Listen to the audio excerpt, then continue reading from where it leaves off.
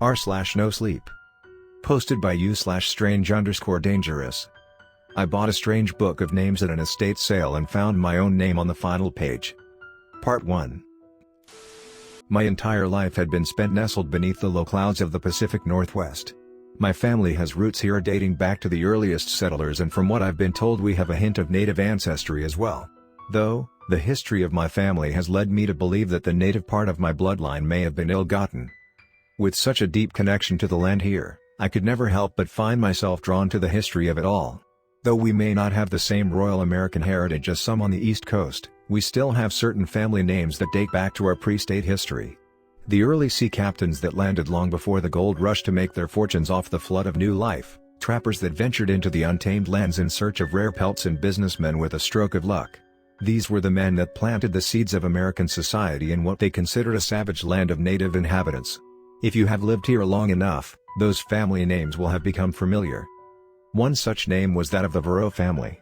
Descendants of Solomon Verreau, a sea captain that settled in Port Townsend before his ancestors moved inland to the smaller townships and farm communities. The last remaining Verreau, a childless widow named Megan, died sometime last winter, leaving behind a massive estate and artifacts that had no heirs. As an avid antiquer, I am obsessed with unique items and the old stories they hold within their weathered appearance. I keep myself up to date on any and all estate sales within driving distance, always in search of something old but new to me. I am a voracious collector of what I consider artifacts of importance. My wife, on the other hand, would call my treasures old junk, which isn't completely untrue. While we disagree on the value of old photo slides, unique bottles and rare books, we do agree that as long as it stays within the confines of my office, it is allowed in the house. This agreement has led me to limit my recent purchases to smaller items, such as address books, old postcards, and anything that I can easily catalog and fit onto my already crowded bookshelf. Without these restrictions, there is no doubt we'd be living in a museum. The Verreau sale was a treasure trove of neat knickknacks, faded photographs, and time-worn works of art, most of which was just outside of my price range or size limits for the bookshelf. In a stroke of serendipitous luck, I stumbled across an old directory book for a local fraternal organization called the Ian Vitos. It was the emblem on the cover of the small book that caught my eye, an hourglass set between angular lines of the all-seeing eye and the curved horns of Baphomet. The order's iconography was an odd mix from the Knights Templar, Freemasons, and other more occult orders. Though the Ian Vitos never made it much further than the few meeting halls of the Pacific Northwest, their presence here was still strong and familiar among locals. My father and my father's father, along with the elder Verrats, were apparently all members of the now defunct Ian Vitos. In fact, it was the symbol itself that I recognized from my grandfather's ring that made the connection in my mind to the small directory book. I picked it up and ran my fingers over the blue leather cover with its embossed emblems and the faded silver words Ian Vitos written in a barely legible font. On the inner cover, it was dated 1976 with a portrait of Megan's father Edward and a banner reading Grand Historian 1970 to 1976 below him. As I flipped through the pages, each photo was older than the last and each name reflected the leader of the order and their time served. The older entries were drawn portraits when photographs were not available.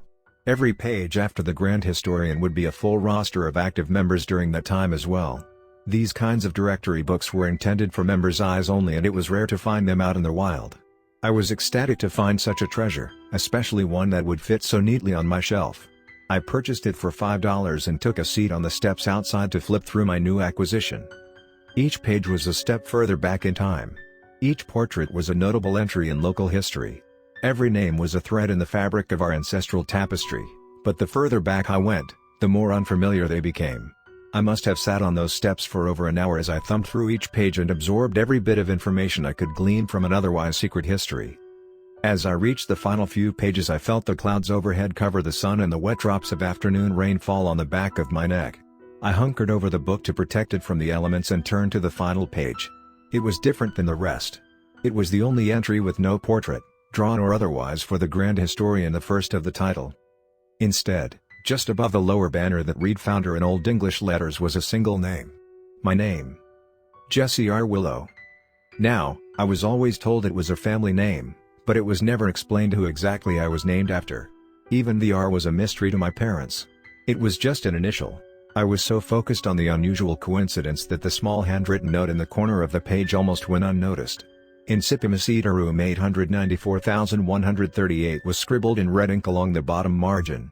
Immediately, I took a picture of the book's cover and the mysterious inscription on the final page.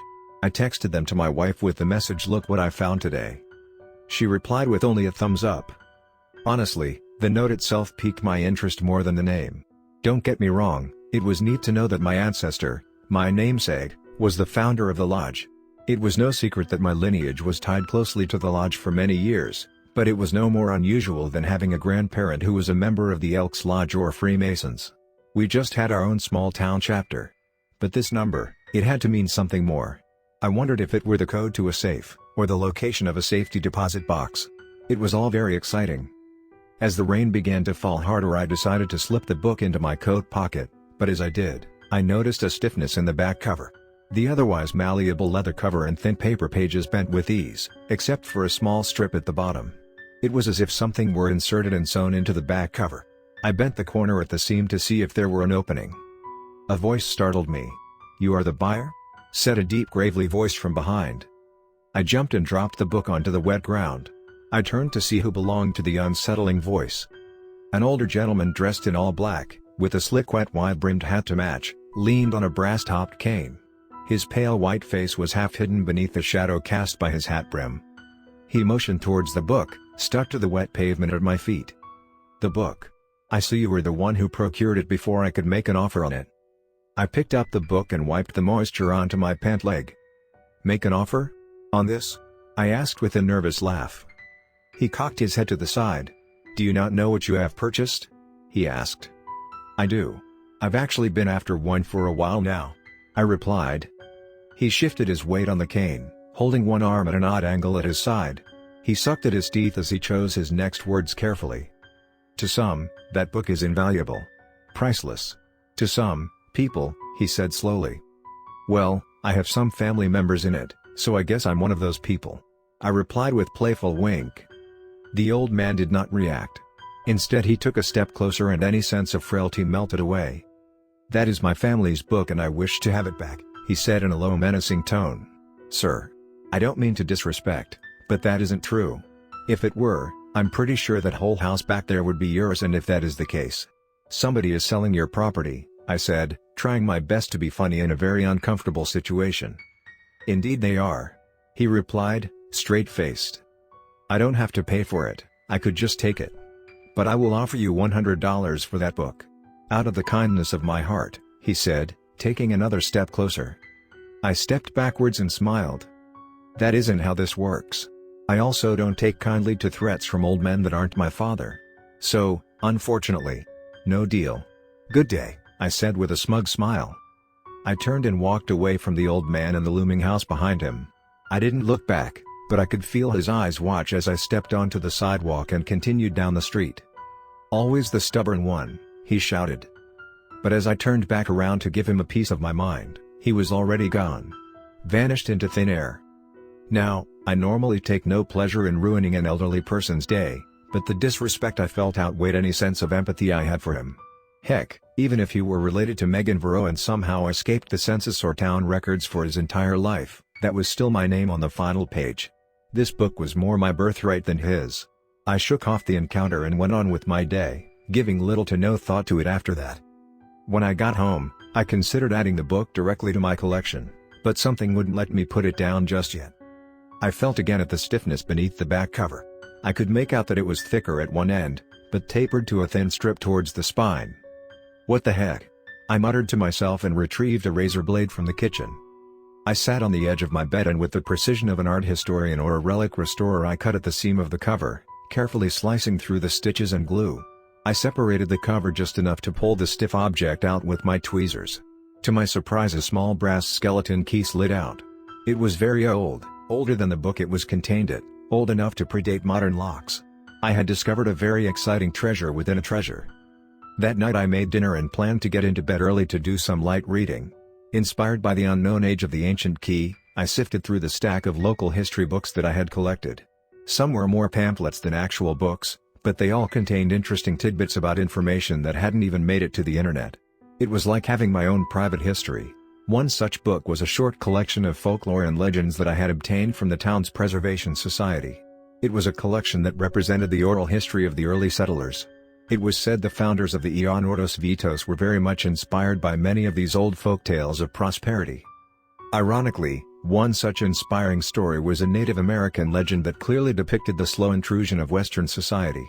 Early on, the settlers struggled with the land and failed to produce enough food to carry them through the winter. Years before the Varro family, or my own, would make their way west, these settlers battled the elements to carve their place in the uninviting land. The native people watched from the tree lines as the hostile Americans wasted away, unable to tame the soil or track the wild beasts. At their bleakest moment, one young man left the village and vowed only to return once he found salvation. As he ventured into the untamed woods, the settlers and native people alike watched him march towards certain death. But this young man did not die. Instead, the following generations would tell the story of the white man who left the village to make a deal with the devil. He traded his youth for the prosperity of his people. They say that he disappeared in those woods on a Sunday and returned 1 week later. Though, they described that man that returned as a weathered old gentleman with the wisdom and knowledge one would expect from an elder. At first, many believed it to be a different man entirely, but apparently this old man was able to convince the settlement that he was in fact the young man that left a week prior. He settled back in with his young wife and child and set to work planning their next harvest. Eventually he was said to have written an almanac that predicted the weather patterns, planting dates and tide tables for years to come. It was accurate in ways that could not be explained. This man's name was never recorded, but some say he was Solomon Varro himself. However, records show that Varro was a sailor and not a farmer. But if the mysterious author of the almanac were Solomon's father, it would explain how a young settler would have the capital and fortune to purchase his own ship. Either way, the connection was always implied. That night as I drifted off to sleep to dream of untamed lands and untapped fortunes of the uncivilized world, I found myself unable to shake the feeling that I was being watched. The soft pitter-patter of the rain on our windows muffled the sounds of the world outside. I woke many times to the rattle of tree branches scratching the house, and each time I thought about investigating, but instead felt myself dragged back into unconsciousness. It was the sudden crash of glass breaking that ripped me from my slumber. My wife sat up, alert and afraid. "What was that?" she asked, knowing it wasn't good. "Stay here," I said, my voice shaky with faux courage. I crept towards our bedroom door, listening to the commotion outside. I could hear things being knocked to the floor with reckless abandon. "We're being robbed," she said, certain. I put my finger to my lips, begging for her silence with a pleading look. I turned the knob and pulled the door. But it remained, stuck in place by something outside. "It's stuck," I whispered. "What if they are starting a fire?" she said, barely above a whisper. "What? Why would you say that?" I asked, horrified by the thought. Her mind already going to the worst possible scenario, but she had a point. I pulled at the door with all my strength. The noise of my struggle must have been enough to alert whomever had trapped us, because the commotion outside suddenly stopped. The door started to give inward, so I yanked again. Something outside snapped, the door flew open and I stumbled backwards. "Hello? There's someone in our house," my wife whispered. I looked back to see the faint glow of phone against her face. She was calling the police. For a brief moment I thought I should just wait for them, but then I saw him. The old man from the estate sale. He stood deathly still, framed in the doorway of my office with his cane tucked under the one awkwardly bent arm. My collection of curiosities were strewn about the room and thrown to the floor behind him. Immediately I was filled with a white-hot rage that this stranger would invade my life for such a trivial thing as a book. "You son of a bitch!" I growled, no longer afraid. I stepped past the broken rope he had used to tie the door to the staircase railing. It occurred to me that this required planning and knowledge of our home in order to secure the door like that. I wondered if he'd been in our house before. At the very least, it meant he was watching us. He knew enough to be prepared for this. "You want that goddamn book bad enough to ruin the rest of your life over it?" I said with a snide, threatening smile. "You have no idea what it contains," he replied. I then heard the distinct click of the hammer on his revolver being pulled back. The shadows of a moonless night hid the weapon from my view. "Closet, top shelf behind the postcards," he said, stone cold. He was referring to the firearm I kept hidden in the back of my office closet. It was just another relic passed down to me by my father. Something only I knew about. Something you had to be looking for to find, and he was holding it. My body froze, unable to compute the situation before me. "Even though we had never properly met before today, I can assure you that I know everything about you." From your name in that book to the grave you will be buried in, I know what the future holds for Jesse R. Willow. He explained. Who are you? I asked. Where's the book? He asked in response. Tell me who you are, I replied. He stepped closer and I could see he was looking past me, behind me. Give him the book, my wife said, her voice only inches from my ear. The blue book on the nightstand, I told her. She hurried over to retrieve it. The police are on their way. You will regret this, I threatened again, but this time in an unconvincing tone. The old man stepped out of the shadows, the wide-brimmed hat still hiding most of his face in the dark. It is a shame you don't recognize my face. He coughed, his anger manifested in the tremble of his words. Should I? I asked, trying to buy time. I have no problem killing you. In fact, it may change everything for the better, if it can change anything at all. If you die now or disappear later, nothing changes the fact that the boy in her womb will never know the poison of your presence in his life, he said. I looked to my wife, who stood dumbfounded, clutching the small blue book. Get the book and hand it to me, he demanded. I slid the book from my wife's stiff grasp. Her eyes wet with welling tears. I'm sorry. I apologized to her, but for what I am not entirely sure. I tossed the small book into the hallway, directly between the old man and myself. Back up, he barked. I did as he asked, the revolver still pointed at my heart. We could hear the sirens approach the house, but he was already down the stairs before the police reached our street. The old man escaped out the back door with that stupid little book, leaving behind nothing but a terrible mess. The police arrived only minutes too late. Did he take anything other than the book? The officer asked. No, he ditched the revolver at the back door. I'm not aware of anything else missing, I replied, sipping on a mug of hot tea. My attention was focused on my wife's shaken appearance, her eyes fixed at one spot on the carpet as she stood only a few feet away. And you knew him? The officer asked. No, not exactly. I saw him at an estate sale earlier today. I think he followed me home after I refused to sell him the book. He is mentally ill. He thinks my wife is pregnant. He thinks he knows me. She isn't and he doesn't, so he's got to be crazy, I explained. Actually, my wife said, turning her attention from the carpet to our conversation. The officer and I both listened and her gaze drifted from the carpet to us. She placed her hands on her belly and with a frightened, but hopeful smile she said, I am pregnant.